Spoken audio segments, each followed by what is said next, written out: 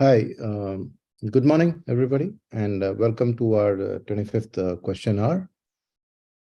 I've got a bunch of questions with me already, and we'll take those first, and then my colleague Shweta will put across to me any live chat questions that you all post during the course of the question hour.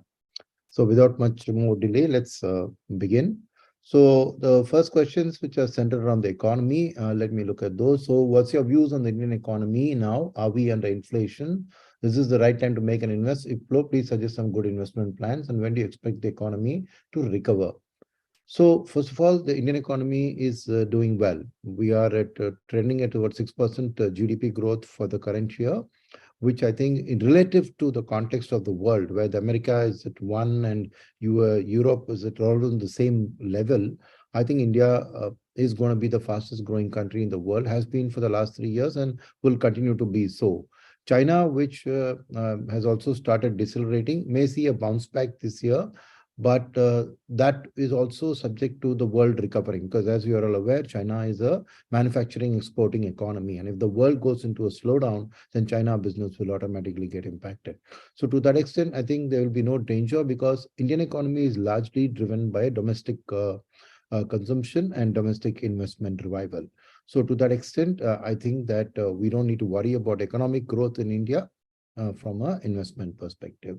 Are we under inflation? I think our inflation projected for the year from Reserve Bank of India is at about 5.3%, which I think is eminently under control. Yes, RBI would like to bring it down under 4, and hence they're likely to continue to hike rates till that happens. But given that these recent data, which showed a slight spike in inflation, was because of cereals and food supply, and that the Rabi crop sowing is well underway. So I think that inflation is not a big concern, and oil prices, which are currently high because of the winter in the Western world, as summer progresses, demand for oil should come down, and we should see a slight easing of oil prices. So overall, I think inflation is well under control for India. It might be trading a little bit above RBI's comfort zone, but that's okay. So to that extent, over the next decade, somebody's asked me, what do you see the views of the economy over the next decade? And another question was that during my investor awareness program, I spent more time on CapEx and FDI. So they've asked, we have a CapEx fund, a gold treasure for old investors, will be back and for that period yet to come again. Well, I think yes. I think the Indian economy is on the cusp of a new business cycle where the capacity utilization of the country, I think, has gone above its long-term average, is hovering just under 80% today, somewhere between 76 to 80. So to that extent, we expect a fresh bout of capacity creation to commence in the economy.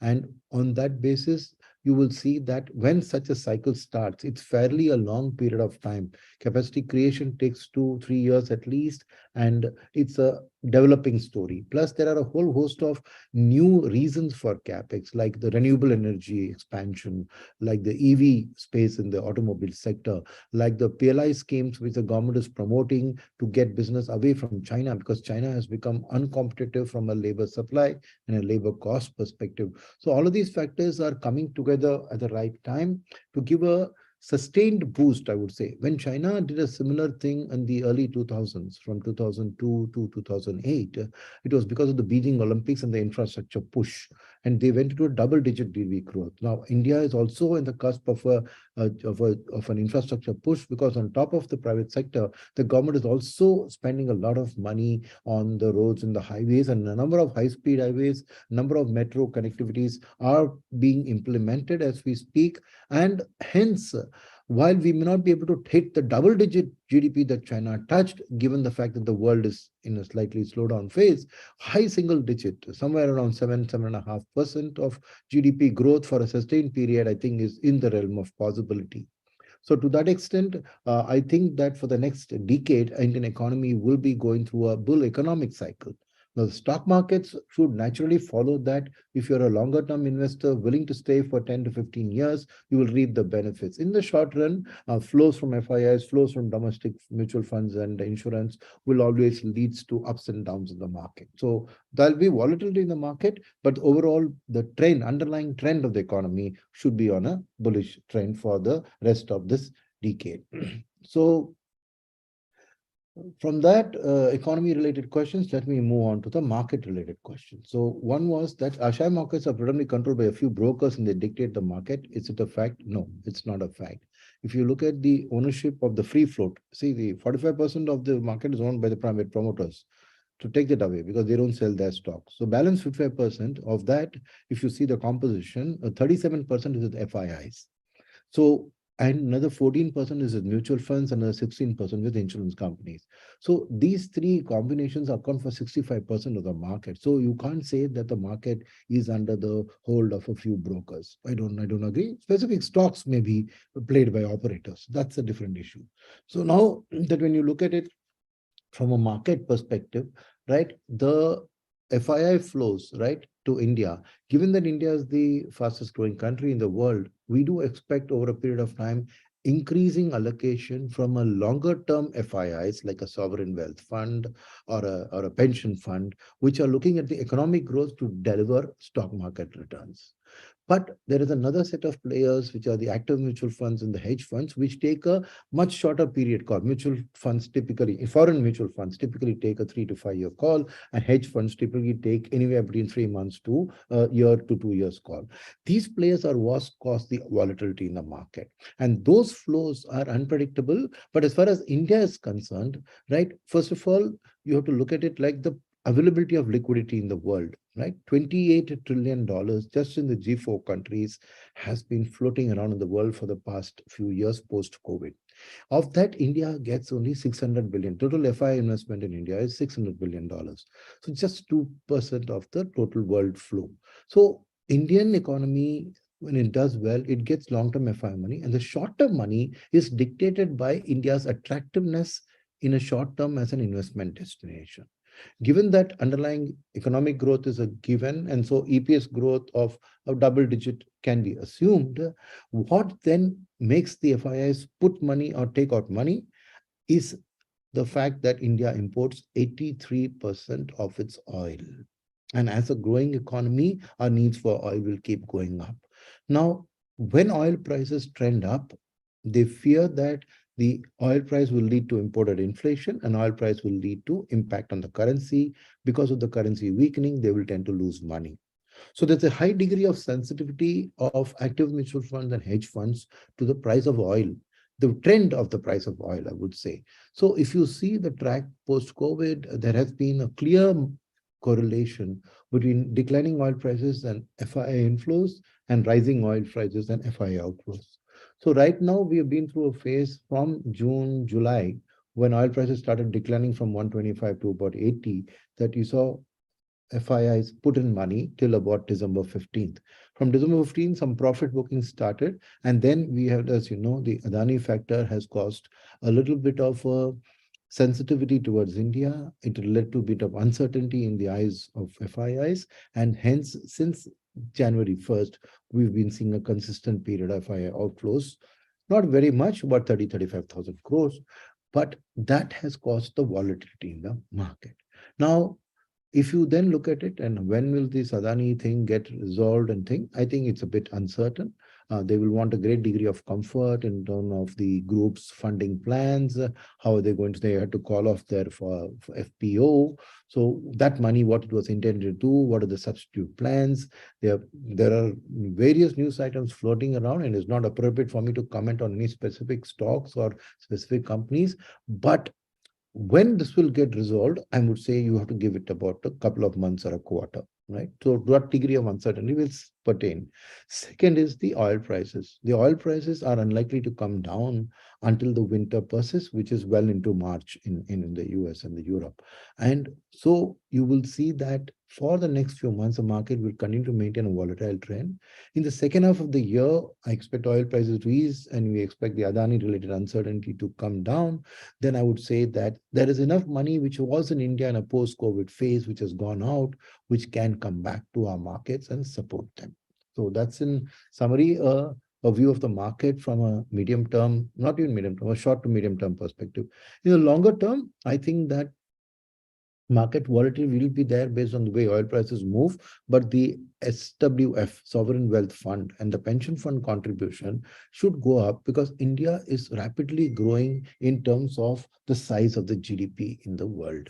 It's already gone from the ranks of 14 and 15 years ago to now we are the fifth ranked and I think that there's a reasonable degree of confidence that in about 3 to 4 years, we will overtake Germany and Japan and become the third largest economy. So sovereign wealth funds and all tend to allocate more depending on your share of the world economy. And India is in a good position to receive that long-term FII money. At the same time, market has got support from domestic investors' confidence.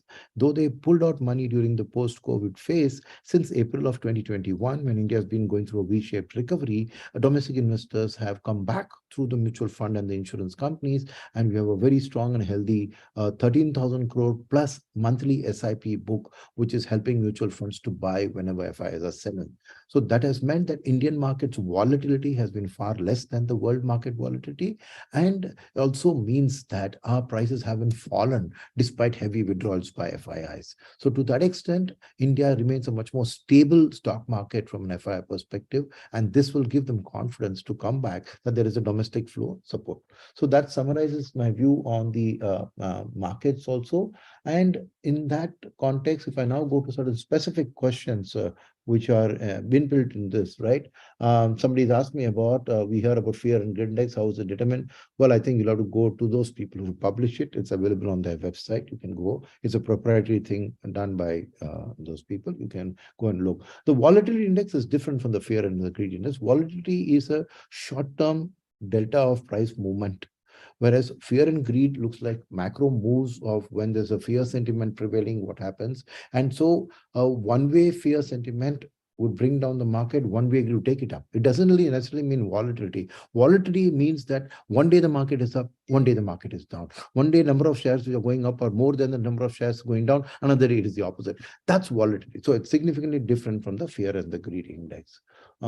Anything else that I have covered broadly? The Adani episode, the FII inflow will be back. Next 5 years progress of market. Due to more SIP market is not dependent on. Due to more SIP investment, market is now dependent on FII. No. Due to more SIP, market is less dependent on FII. That's, I think, the conclusion is to be the opposite of what is being drawn here, right? So people are asking, can I invest more money in mutual fund? Guidance on which sector we should focus this year for investment and like that. So let me now look at it from an investment perspective. From an investment perspective, the way the things will pan out is India is going to grow at a 6+% rate of growth over the medium term.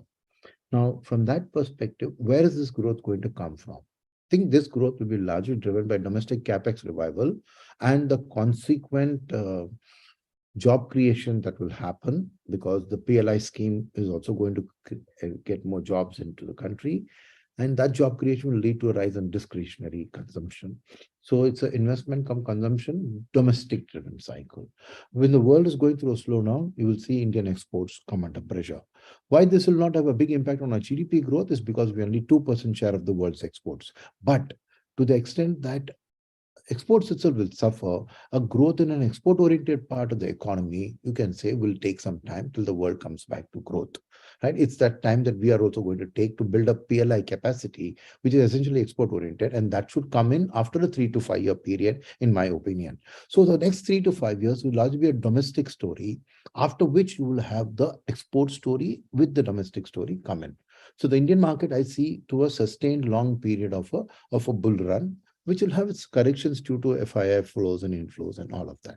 So from that point of view, your portfolio should ideally be looking at a domestic-oriented portfolio. And given the fact that both investment and consumer discretion are essentially mid and small cap spaces, right? Your large cap spaces are banks, are IT, are pharma, and your FMCG, which is consumer staples, right? Those are safety-oriented sectors. So when FIs come back, they will tend to prefer the safety-oriented sectors and give them some support. Whereas domestic buying, which is largely from domestic mutual funds, will be towards domestic growth oriented. So a portfolio with a blend of large, mid, and small is ideally suited for this. So if you don't want to sit and decide how much in large cap, mid cap, small cap, there is a ready-made solution in the form of multi-cap funds, where SEBI has stipulated that 25% of the exposure has to be to small caps, 25% of the exposure to mid caps, and 25% to large caps. The balance 25% can be spread based on the views of the fund manager. So that essentially makes sure that you're at present in large, mid, and small at all points of time. And depending on when the FIIs come in or when domestic economy numbers look better, the fund manager can tweak it. So I would say for a investor who is not sure about this and doesn't want to spend too much time looking at this, the multi-cap category of funds would represent the best balance between growth and safety, right? However, if you're a more safety-oriented investor, then the large cap and the large and mid-cap asset of funds and flexi cap should be in your basket, right? If you are a little more risk averse. If you're a little more risk comfortable, then you can go into a combination of multi-caps and some allocations to mid-cap and small-cap funds on a standalone basis. I think mid-caps and small-cap funds will do well. Small caps will be far more volatile than mid-caps. Mid-caps represents the middle ground, and I would say from a longer term would probably be the best asset class to be in, right? If you're, however, very conservative, very risk averse, but at the same time want to participate in India's growth story, you have a whole host of hybrid funds, which are always carrying a mix of debt and equity, and sometimes arbitrage, which is an equity asset class, but with the less volatility and returns like debt. So there are three basically funds that you can look at here, which all of them give you equity taxation. One is the aggressive hybrid, which has a 70 odd percent to equity, 30 odd percent to debt. And you have balance advantage where you can go 0 to 100 in equity and 0 to 100 in arbitrage and 0 to 100 roughly. So there you will generally find that to maintain equity taxation, equity plus arbitrage will be plus 65. Sometimes could be 30 plus 35, sometimes could be 50 plus 15. And the balance will be in debt. So this represents a little more flexibility than an aggressive hybrid, which is always 70% equity. So to that extent, balance advantage would tend, when the equity markets are going through a volatile phase, they have the ability to reduce the equity exposure. So that's, if you then less risk, comfortable, right? More risk averse, you can prefer the balance advantage category. If you're a little more comfortable with this, you can choose the aggressive hybrids. If you are even more risk averse, then there is another category called the equity savings funds, which again operate in these three asset classes. There is equity, arbitrage, and debt. But what they do is they try to keep a little more in arbitrage than a balance advantage fund, hence trying to give you a less volatile kind of a return. Naturally, the returns you have to sacrifice. If you look at the last 5-year kind of returns, balance advantage funds and hybrid funds, aggressive hybrid, have given about 12 to 13%, but equity savings has given you 6 to 7%. So it's still a better return on a post-tax compared to a fixed deposit. But like I said, you are giving up some return for the safety that you want. So I would say broadly, depending on your risk compatibility, you can choose these sets of funds to do that. So that broadly answers the questions on the investment portfolio, right? There are some specific questions which I can try to answer now. What should be done if price of stock held by us go down by 25-30%? When should investors sell stocks? Is it potential to book profit even though the profit of say 10% at least one or so? So generally, I'm not in a position to talk about individual stocks because it's a stock specific answer and I'm not permitted to do that. But I would say that I will answer the second part of the question. When should investors sell stocks?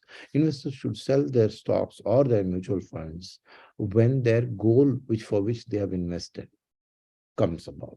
So the key point that I'm trying to drive at, every purchase should be driven by a goal. Keep that goal in mind and sell when the goal is achieved. And that goal should generally be a non-stock market goal. It should be about some other expenditure that you want to do. You want to buy a car, you want to go on a holiday, whatever it be. You keep that as your land post and then you target it against that. Because churning your portfolio through stocks and just wanting higher and higher return, you will find that SEBI's website has recently published a report that 90% of retail equity traders in the market have not made money. So it's, I would say, akin to gambling for you to go into retail trading. I would say that if you want to build long-term wealth, mutual funds are the better option. And if your income is monthly, then SIP is the better option. So if you're dabbling in individual stocks, do so with a specific goal in mind. If you feel that's a long-term company which will do well in the long run, well researched, well, everybody knows about it, then you can do it. But I would say write down on a piece of paper, what's your end goal of buying that stock at that particular price. That's the way I would answer your question. Let me look through the questions. There's a question about some competitor funds like Axis Blue Chip Fund. I'm sorry, it's not fair of me to answer any competitor. There's somebody asking which fund will go at 13% without risk. I think there's no such fund. Every equity fund carries risk. Nobody can give you 13 to 15% returns without taking risk. Right, is a market to sell NFOs because maximum is coming with NFO. The maximum AMCs are coming with NFOs because SEBI has given certain categories, and a lot of newer AMCs do not have funds in those categories. Hence, they are bringing them up. I don't think otherwise there is an NFO-driven market. NFOs and open-ended funds, there is no difference. Right, as the FD rates have increased, which is better, mutual funds or FD? Well, you've got to look at it from a perspective that the debt mutual funds are classically the comparison FD, but even they carry a risk of volatility. That is your interest rate curve moving up and down. They are not guaranteed investments, whereas FDs are guaranteed investments, especially in public sector banks and even private sector. The Deposit Insurance Corporation guarantees a return. So your safety portfolio, which is in banks, should remain in banks. Don't take bank deposit money and put it into mutual funds. Mutual funds are for debt mutual funds. Short-term parking are better than savings account because you get a better taxation if you remain for 3 years. Medium-term debt funds carry the interest rate volatility risk and the credit risk.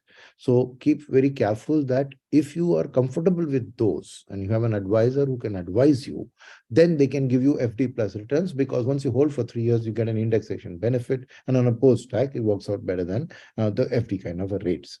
On equity mutual funds, there's always risk associated with the returns.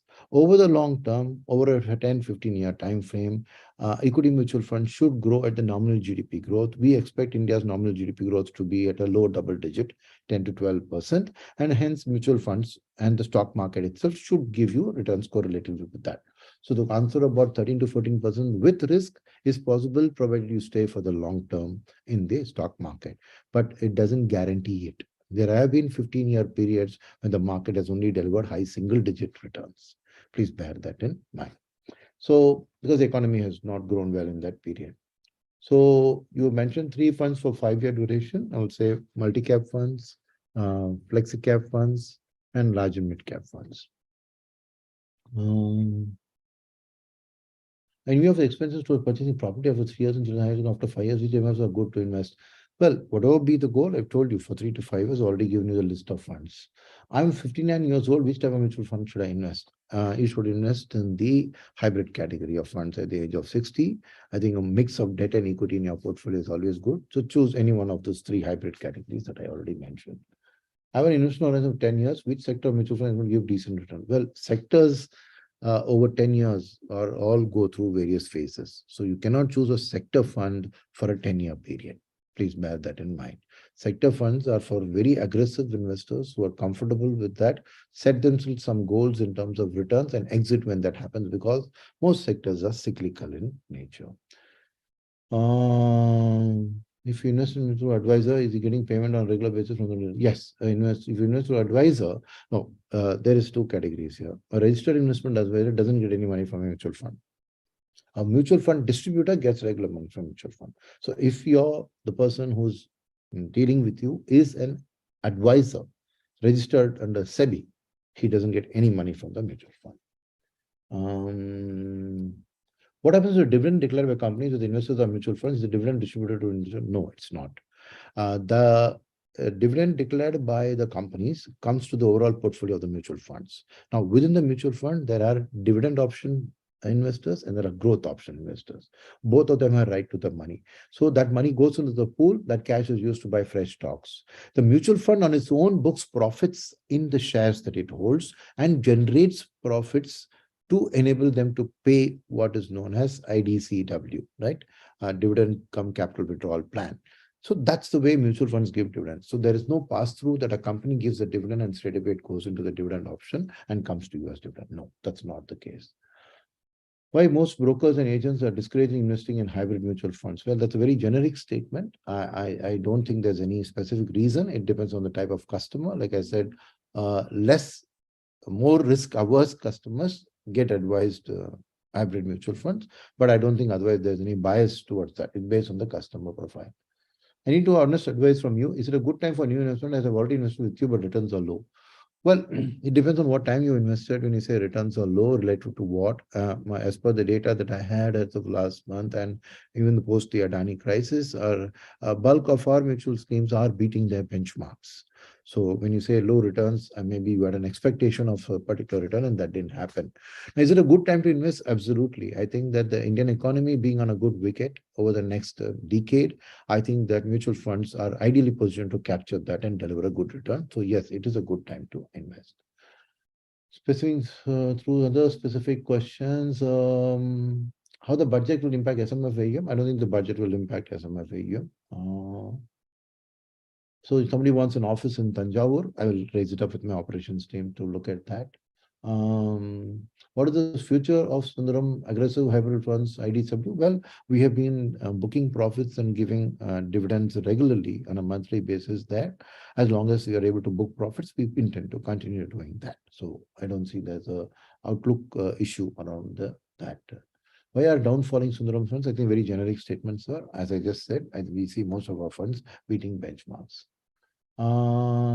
There's some final question specifically about principal emerging mutual with large and mid-cap fund. So he's worried about it. I would say no, the fund went through a period of readjustment of the portfolios of the two prior funds, that the Sundaram large and mid-cap and the emerging group, both were big funds. So when the portfolios merged, there were a lot of stocks which we needed to sell down the market. And the portfolio is generally growth oriented. So it has been through, we know we're a period where growth was not respected by the market over the last few months. So that's the reason that the fund has slipped a bit, I would say, but I would say that the fund will catch up. Please retain your confidence in that fund. So is somebody saying at investment the returns are in February 22 and return only 2.3. So it's not, you cannot compare, it's FD is 5%. So we cannot compare the mutual funds which have hybrid or equity funds with FD at all. So FD is a safe investment, which is a guaranteed return. And so it's all equity mutual funds with the hybrid carry some degree of risk. And that risk means sometimes returns will be low, sometimes returns will be high. So for a specific period of time to compare and say this was less, it means that if you're intended to get a regular return and put it in this, I think it's not the right thing. You should look at bank FDs as your place to get regular returns, though it may be lower. But if you want regular, I think that's the best option. The other option is to put something called as a systematic withdrawal plan, where you can withdraw what cash flow you need every month to meet your expense, you can withdraw from the mutual fund. That will also lead to sometimes you're drawing down your own capital and taking it back, but that's okay, because over a period of time, the market returns will compensate for that. But that's again, over a 5 to 10 year period.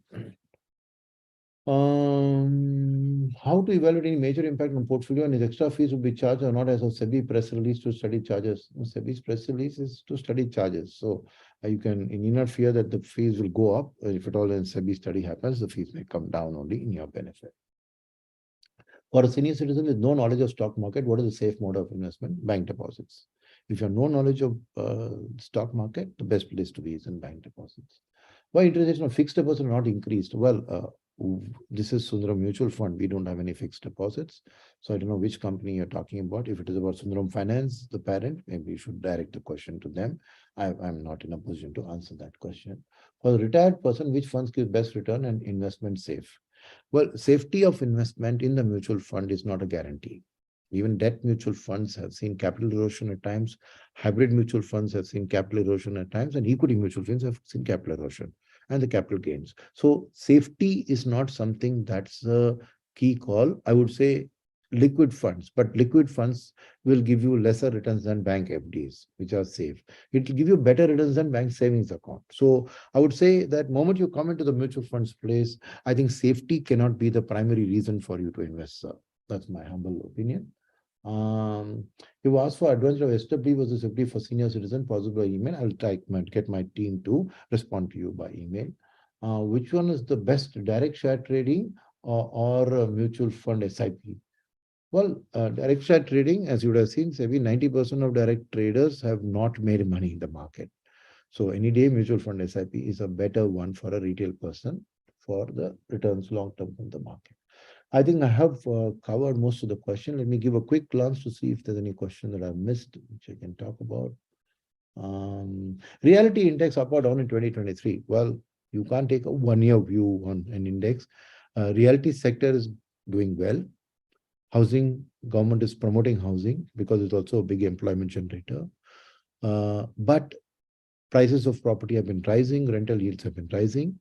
Over the last 25 years, if you see, it's probably the cheapest to own a property. So the outlook for the realty sector is good, but the stock market is not necessarily following immediate performance, but future performance. So if during the next year, realty prices goes up sharply, and then they feel that there could be that interest rates have gone up, and hence there could be a slowdown in real estate for the year 2024, 25, then the stock market will correct in the realty sector. So taking a 1-year view on a stock market performance of a sector is very hazardous, and I would encourage you not to look at it from a 1-year perspective. Adani, I answered. Market values all remain sometimes decrease, sometimes increase. Value is same, but cost value remains the same or not according to market. Yes, that's true. So market is always volatile. Means sometimes it increase, sometimes it decrease. Yes. Next, future after 1 year. Well, I think after 1 year, the future is good. Like I've said, economic future is good. His market outlook should also be good. I think with that, I have more or less covered the questions here.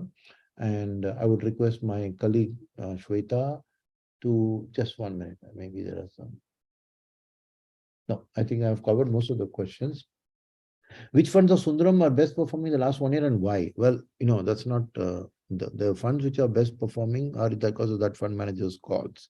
Why we can't go and analyze, and I would encourage you not to look at the past performance of mutual funds in making decisions about future.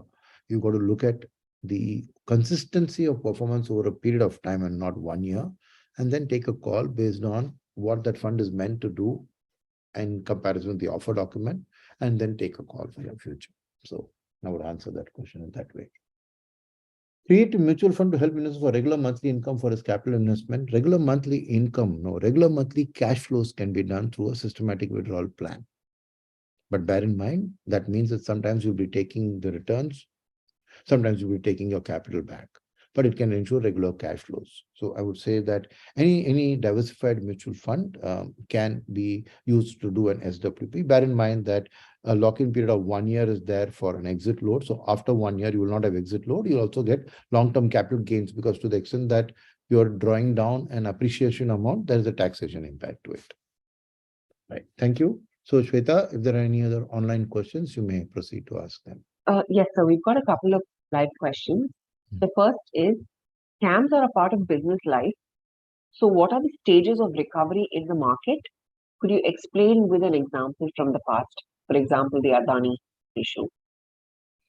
Well, I think to use words like scam and all that on the Adani issue is a bit overstretched. I think there has been some concerns raised by the foreign report, and they were due to answer it. The market has reacted to that report. But whether it's a scam or not and all that, I think it's not fair for us to pass judgment. In the past, there have been scams like the Harshad Mehta scam, as you're aware, and there was another around the K30 scam. But scams generally cause a loss of confidence in the market. And then it takes about a year, year and a half, 2 years for people to regain the confidence around the regulatory things that have happened, which have allowed the scam to happen. I don't think we are currently in that situation. So to take an example and how long it takes to recover, there is no rules. The market doesn't follow rules. When the Harshad Mehta scam happened at that time, FIIs were not a big part of India. Today, FIIs are 37% of the free float ownership. So there's a world of difference that goes through and how different people react. So I think it's hard to answer it in a very generic manner in that sense. The next one, sir. Are American companies investing more in LATAM for manufacturing? They are investing in LATAM, they are investing in Asia, they are investing in India. So there is it's a range. It depends on a product which has a lot of freight cost. They would tend to go to LATAM because it's more well connected rather than from here, right? But I think labor costs in India, for example, are much cheaper than in LATAM. So where the labor cost is a major part of that component manufacturer, then they would tend to come to India. So I think it's a function of various things. Each industry is different and different things. So yes, but they would definitely be buying from LATAM because of the proximity to the American continent. The next one, sir. Since balanced advantage funds are designed to capture the best of both worlds, falling and rising markets, how come they fail to outperform equity funds? Well, the reason for that is that when you expect the market to rise, and let's say you're an equities to an extent, would say 60%, a 100% equity fund would capture much more of the rise. So how would you expect a balanced advantage fund to beat an equity fund in a rise and then also protect you from the downside? There is also a price. There is no free lunch. A balanced advantage fund is meant to capture the best of both worlds. But what that means is that it will capture some of the equity gains when equity does well. It will capture some of the debt gains when debt does well. But it will never, when debt is doing well, it will never beat a debt fund. When equity is doing well, it will never beat an equity fund. It's the best of both worlds. It doesn't mean that it can outperform equity in equity time and outperform debt in debt time, because it always has a mix of both in the portfolio. So I think best of both worlds means that you get a little bit of the good of both, right? Doesn't mean that you will outbeat an equity fund when equity markets are doing well. That's just not possible, because whatever happens, I don't see a balanced advantage fund going to 100% equity when equity markets are doing well and saying, I will not take debt. It has a diversified play. It is meant to protect investors from unexpected uncertainties. Nobody has a guarantee that equity only will do well and debt will not do well. So there is a range, right? They may go from 30% equity to 60% equity, right? And then the compensating will be arbitrage and debt. So it's a balance of play. So what it says is that the worst, if equity is doing very badly, it won't do as badly. If debt is doing very badly, it won't do as badly. But not necessarily that the gains can be captured, right? It protects you from the losses. So the balanced advantage, the word balance is the key. It's maintaining a balance. And when you maintain balance, you obviously lose that ability to outbeat one of those when that is only one which is doing well. So I think you should look at balance advantage from that perspective. The next question, sir. Can you please tell us why services fund is underperforming? I don't think that it's underperforming. It depends on what outlook. You're probably looking at a very short-term time period. See, services sector doesn't have manufacturing companies. That's the definition, right? It doesn't have agriculture, rural companies, because the economy is divided into services, manufacturing, agriculture.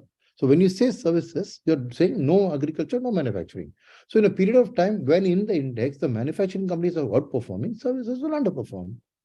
But it's our belief that India being a service-oriented economy, over a period of time, services will continue to do well, despite manufacturing doing well at times. It will continue to do well, but it will underperform the manufacturing when manufacturing is going through a good cycle, number one. Number two, the belief in the services fund is that there's a process of formalization and digitization which is happening, because 54% of India's economy comes from services, but only about 40% is listed in the stock market. So there's a 10% gap between what's available in the economy and what's available in the market. And over a period of time, with new IPOs coming in and expansion of services companies' market capitalization, that gap will get narrowed. And that's where we believe there'll be a faster rate of growth. But you cannot compare at every point in time that every month, every 6-month period, every 1-year period, services will be the best performing in the country or in the economy. That's just not practically possible. The economy is a balance of 3 sectors. Sometimes one will be on the up, sometimes on the up.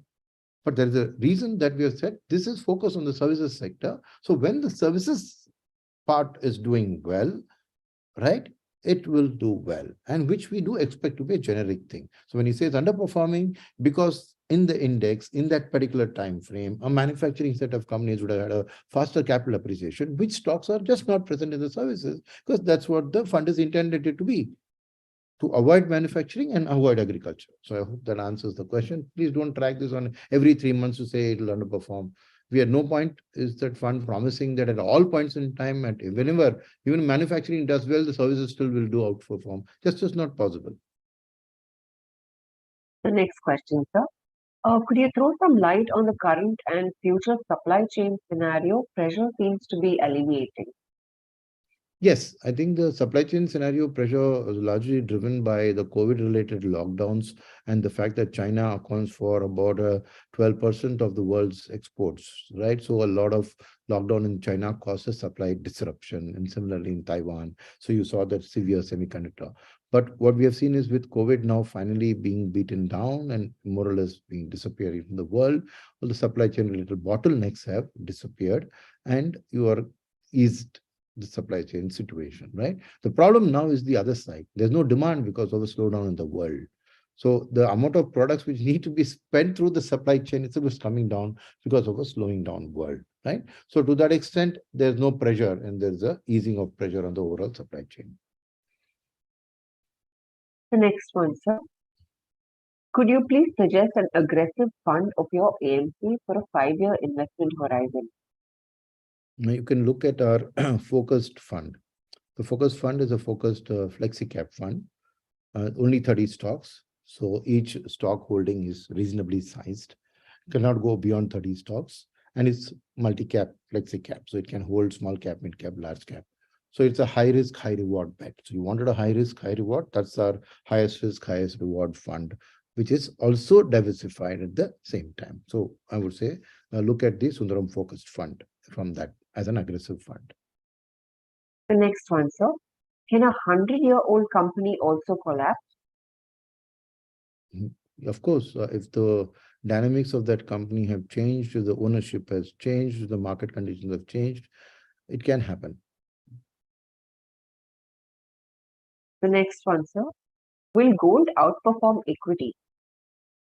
In what time frame would you can re-ask them the question of what time frame they're talking about? Sure, sir. In the meantime, will FIIs pull out more money from India this year given China growth? Not necessarily. I don't think India and China are mutually exclusive.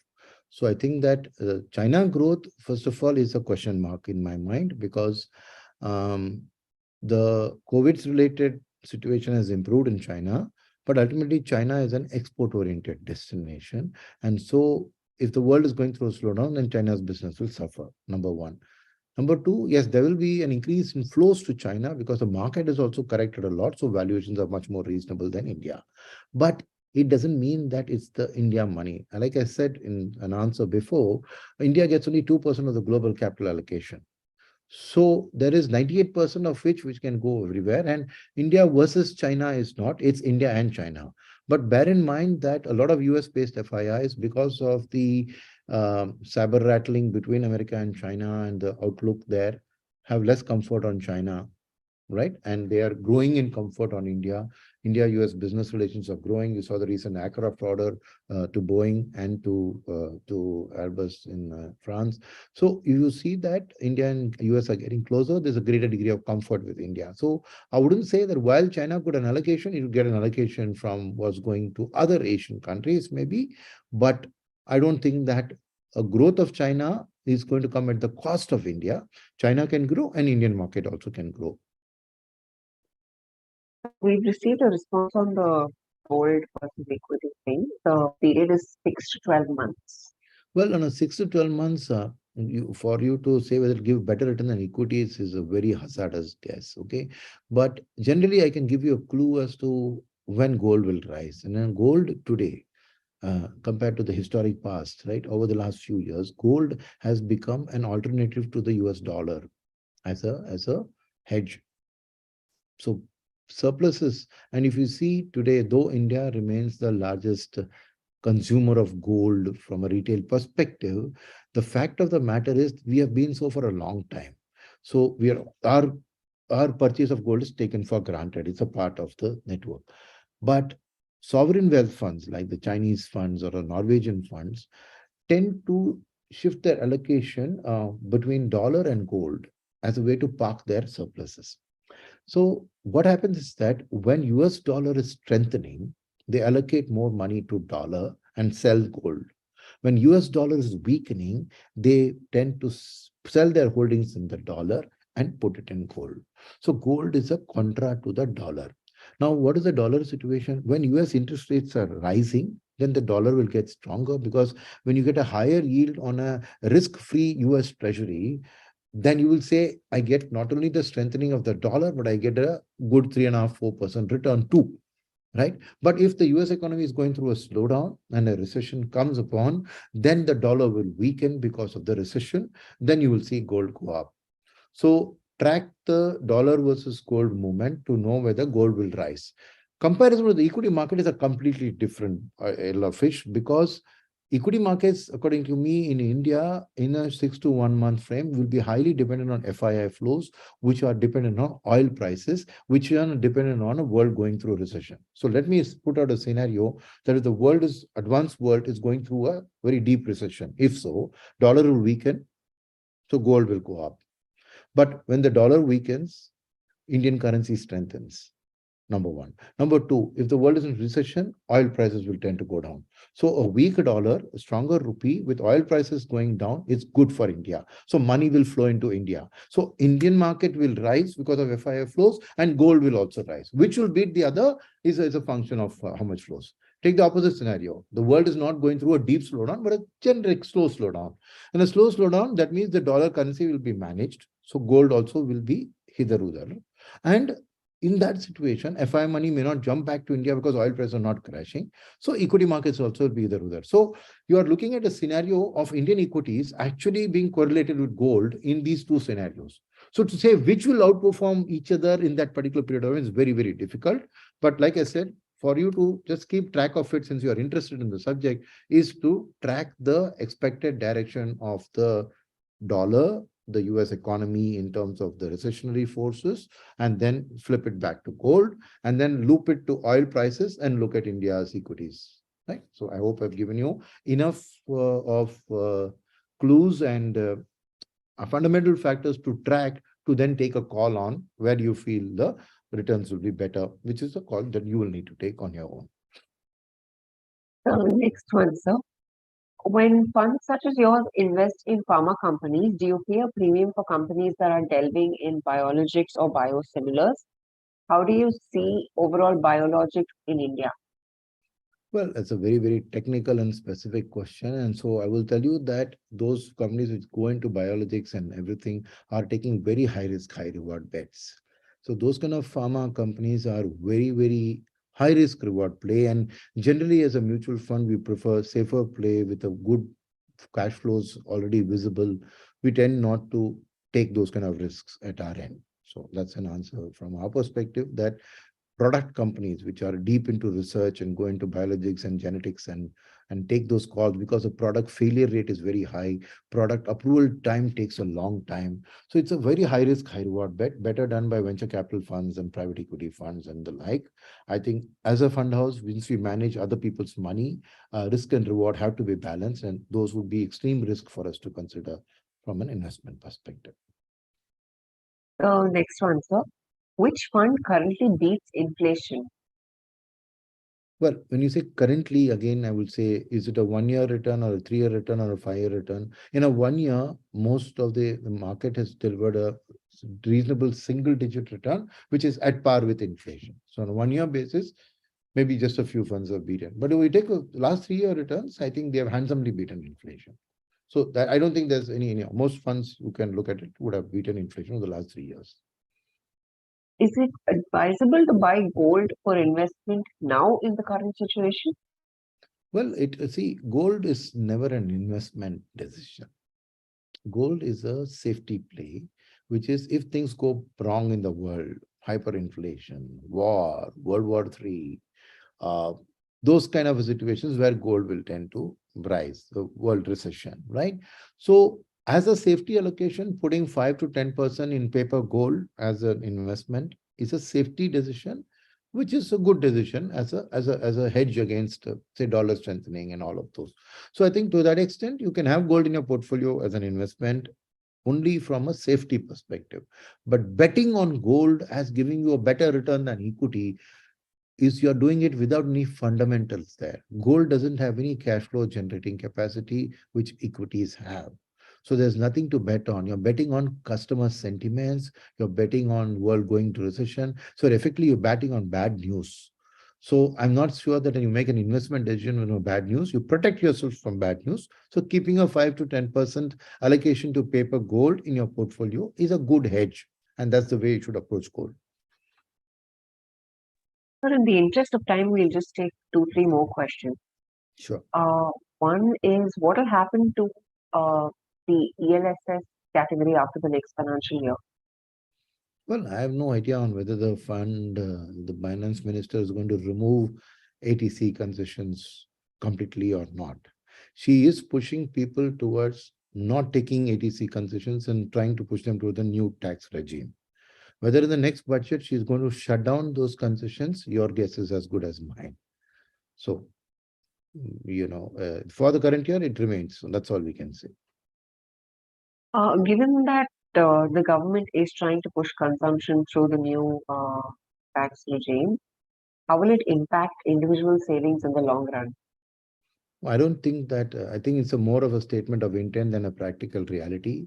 The finance minister laid out a 37,000 crore tax giveaway because of the concessions, which I don't think in reality will translate, because I don't see so many people giving up the concessions which they have already been getting because they've already bought a house, they've already started a PPF 15-year investment, they've already started a ULIP with something. So the fact that they've already made those commitments towards that, on which they did on the basis of getting tax concessions, suddenly switching to the new tax regime, I don't see that happening. I see new taxpayers who are entering the tax bracket choosing the new tax regime as opposed to the old.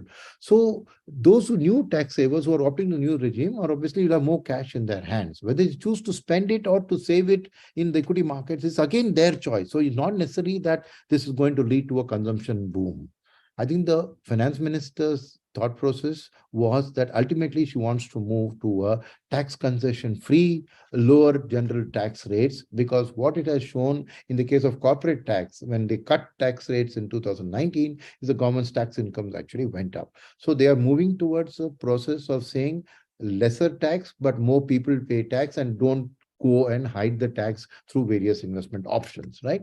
It is not essentially directed, because in a 300 lakh crore economy, you're talking about 35,000 crores of money in people's hand boosting consumption. I think that's a rounding of error in the size context of our economy. And so don't think of it that that's going to lead to a consumption boost. Consumption boost is going to come from the fact that India's per capita income has been rising in the post-COVID phase through COVID, except for the marginal class of population. The middle class and the upper middle class saw their incomes and their GDP per capita go up. Their earnings went up. That's why you're seeing a part of that come into mutual funds through a strong SIP book of 13,000 crores. That money now, right, now that the pent-up demand is there, because during COVID, due to lockdowns, they couldn't spend, they postponed the decisions of upgrading their car or buying a new house, that will get spent into consumption. That's the general growth of the economy, which will lead to a consumption growth. Next question, sir. Yeah. 2024 election results, will it take the market on a positive side, either of the big parties? Well, I think the pre-election, there's always been a rally in the market. So one hopes that that will be the same situation in the run-up to this election too. The next one, sir, and the last one for today. How do you see Europe-facing Indian companies? Is it a good time to invest in these companies? Not at all, because I think Europe is going through a deep slowdown. So Europe-facing Indian companies will see some kind of a drop in their business. So I'm not sure that that's the right approach to take at this point. You've got to wait for Europe to come through a recovery, and then maybe you take a call. Thank you, sir. That was our last question. Thank you. Have a good day, all of you. Thank you for participating actively.